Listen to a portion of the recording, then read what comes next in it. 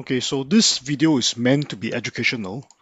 Um, but before we go into it, we're going to talk a little bit of, just a little bit of theory of how this attack actually happens. Okay.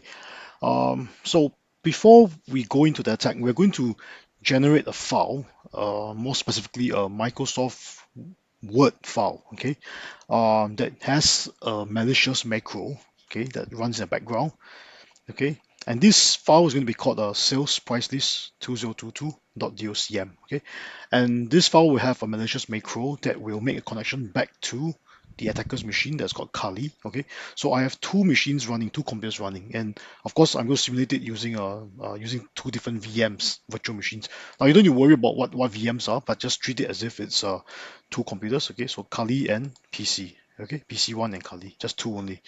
Um, and on the Kali side, I'm going to run a listener, okay, a special listener, which will be listening for an incoming connection. And what happens is after I generate this file, I'll put this file on PC1, okay, and show you what happens when the victim actually opens up the file, okay, and in the background there's a connection that is established. It connects back into the listener, okay, and that's how the hacker actually gains control of your computer, okay, and I'll show you that no, yeah, I'll actually show you how right after he gains control, I'll do something to prove that no, he has actually taken control of that computer, okay.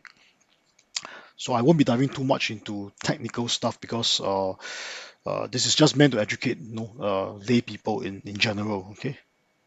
And this is why you need to be very aware about attachments that you download from your email and things like that, or files that you download online, whether they are Microsoft documents or whether they are things like PDF files, which are able to embed such macros or such scripts that run in the background and things like that, okay? Okay, so I'll just dive straight in. So over here, I am this is my Kali Linux desktop, by the way. I have multiple what they call workspaces running different things. And over here, I have this workspace is running something called the FedRed. FedRed is actually a special kind of tool that's used by penetration testers as well as white hat hackers to do testing for cybersecurity, and they use this to generate backdoors and stuff like that. Okay, I won't go into the details; it's too complicated anyway. But I'm just going to show you how it looks like. Okay, so over here I'm going to select create backdoor for Office with Microsploit. Okay, which is number 7, and then I'm going to select Microsoft Office Macro on Windows. Okay, and I'm going to key in the IP address. Okay, of this Kali that the attacker's machine. Okay, because once the file is generated, I want the file to connect back to this machine. Okay, and I'm just going to set a port. Let's say 4444, and I'm going to call this sales price list 2022. Okay, I'm just enter, and yeah, I'm going to skip this. Okay, this is for when people do their own custom exe and embed it within. Executable file is very dangerous, right? They create their own custom executable file and embed it within the document itself that can even bypass antivirus. Okay, so I'm not going to do that. I'm just going to show you how the thing looks like when it's executed on a Windows machine without antivirus, and then I'm going to show you how it looks like when you execute it on one that has antivirus. Okay, they behave differently, by the way. Okay, so I just say no here. Okay, I'll let it run. And the next screen I have to select. This is basically the method of connecting back to my attacker's machine. So I'll just select tree. I won't go into the technical details of this. Okay. And of course, when it's running, this will take some time. So I'm going to pause the recording here and come back to it in a while. Okay, and I'm back. And the file has already been generated. It's been saved to this path. Okay. So I just press enter. Okay, I can just leave this as it is. Now what I need to do, let's say I can just go back to my other workspace, and I'm already root. Okay, so I can just go into, yeah, I'm already inside this FedRed generated directory, and I can see that the file has already been generated over here. Okay, so this means the file is already generated. Now next I'm going to go into my other workspace, second workspace that has this tool called Metasploit running. Now Metasploit is basically a kind of like a framework. It has a lot of different exploits, exploit code, exploit techniques and things like that that can use to actually attack various kind of systems, operating systems and things like that. Um, yeah, I mean there is some learning curve involved, so I won't go in depth into this because it's too technical for the layman to understand. But what I'm going to do is I'm going to run what is called the listener, okay, from Metasploit itself, okay, to catch the incoming connection. So over here, Metasploit, what I'm going to do is I'm going to just type use multi and multi slash handler, okay, and I'm going to do a set payload.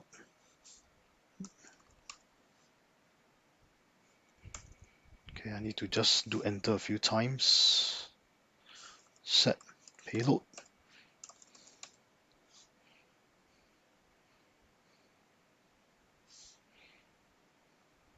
It's a little bit slow, it takes some time. I believe it's Metapreter slash Windows slash reverse TCP. I forgot where exactly. Let me see.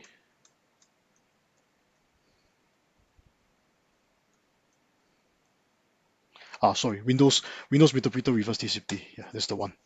Okay, let me clear the screen first. Okay, so basically, I have my listener set up, and I'm going to set the L host 16.16.108. This is the IP address of my attacking machine. Yep. Okay, and I'm going to do a exploit -j. Okay, and I have let me see. I'm not sure if that listener is actually successfully set up. Maybe just do a run. It's already in use. Oh, okay, fine. It's already in use. That's good. Okay, so it means that the session was already running in the background, just that you haven't established yet. Okay, so now I'm going to go to my PC. Okay, sorry, I need to transfer the file first that I generated earlier. Okay, so I'm going to put this file onto a FTP server, which I can access from the PC. Okay, and the FTP server is actually my other computer. Okay, um,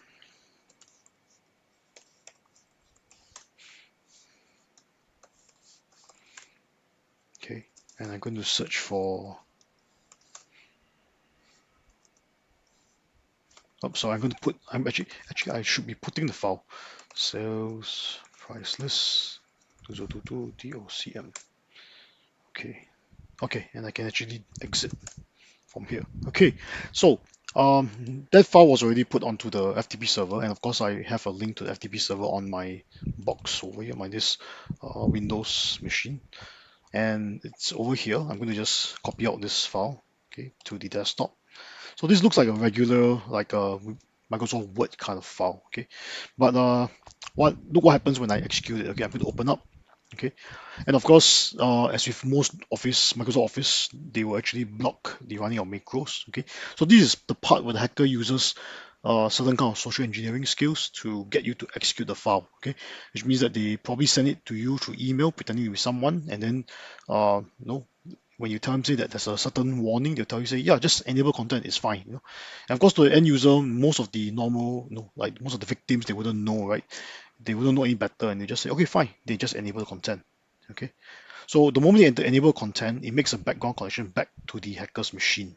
Okay. And if I go back to my Metasploit, okay, you can see that there's one incoming session. Okay. Session was open. Okay. So let me clear the screen and let me just show you if I do a session minus L. Okay, I already have one session that's running. Now look what happens from the hacker point of view. What happens when he interacts with that session? Okay, let's say I interact with session one.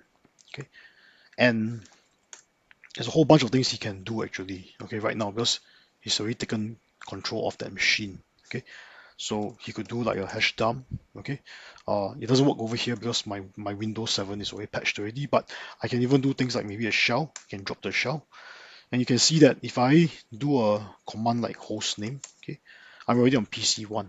Okay, now to prove that I am on PC1, I will just go up into the desktop.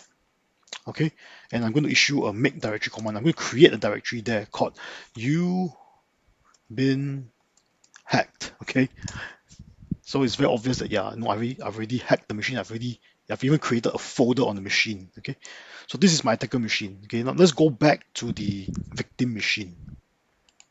Okay, and of course to the victim, right, he won't know. It's a very stealthy attack. It happens in the background. Okay, so look what happens when he goes back to the desktop. Okay, see, there's already a folder that's been created on the desktop.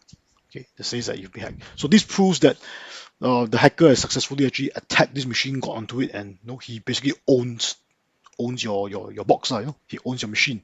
Okay, so he's able to do whatever he wants now. He can upload even more malware, more viruses and things like that to attack you further. Okay, yep. So that's in a nutshell how people get attacked. So be very careful with the kind of attachments that you open from your emails. Be very careful with documents that you download online. Word documents. I mean, Microsoft Excel, Word, PowerPoint, or even things like PDF files and things like that. Be very careful of those. Okay. So this is how it reacts to a system that has no antivirus. Okay. Now let's see what happens when I try to open up the file on this machine, this computer right here, that actually has antivirus. Okay, so this machine is running. Let me put this aside first.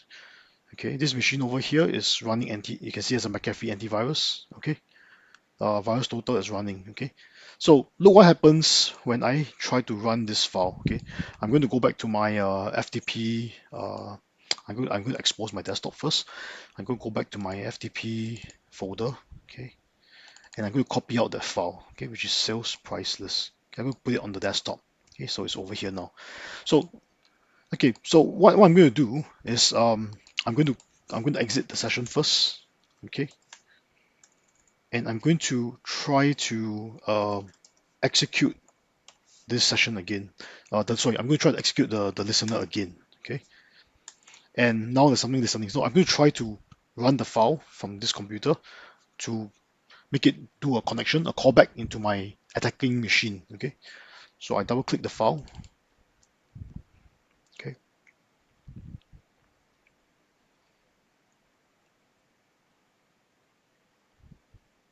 now notice I get an error message and the file disappears.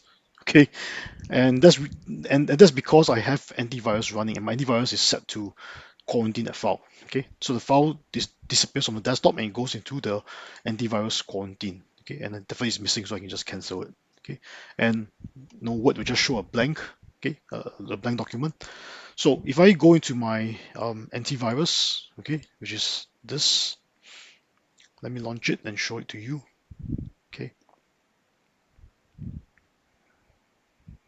and I go to my quarantine.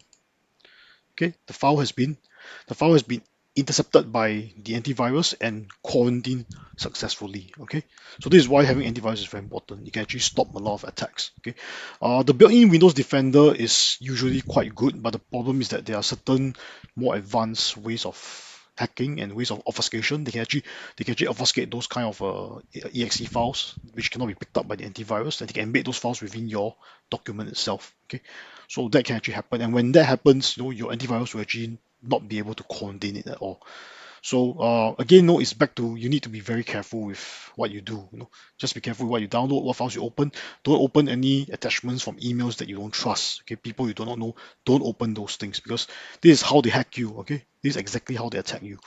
And yeah, if I do sessions, okay, there's no session at all because my antivirus has already intercepted this file. Okay, so there's no callback to my attacking machine. Okay, yeah, so this is in a nutshell how hackers actually attack you. So yeah, stay safe. Okay, just be careful and stay safe online. Thank you.